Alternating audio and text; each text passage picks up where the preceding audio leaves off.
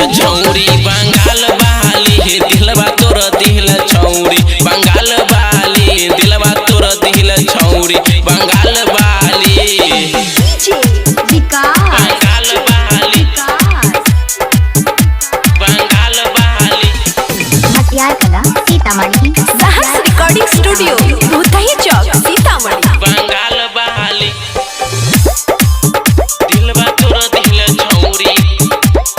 छौरी बंगाल वाली अखिया में शोभे गजरा नजरा लगावेली कैसे के कोही सुना दिलवा दुखावेली दिलवा दुखावेली अखिया में शोभे गजरा नजरा लगावेली कैसे के कोही सुना दिलवा दुखावेली बड़ी चलेली गजबे के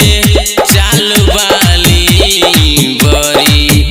चलेली गजबे के चाल वाली दिलवा तोर दिहले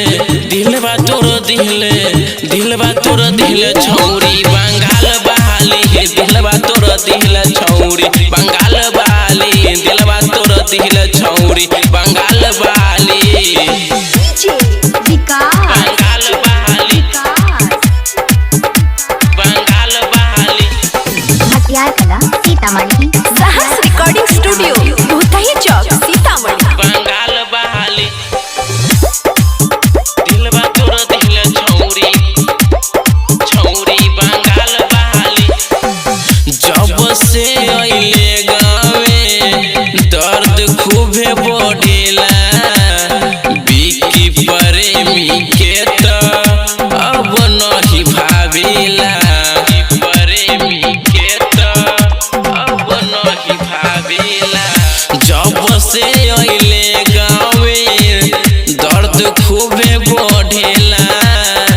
बिकी प्रेमी के त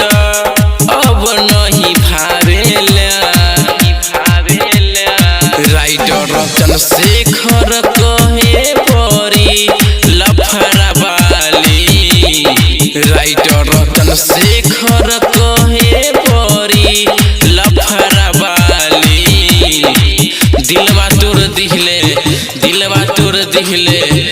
दिलवा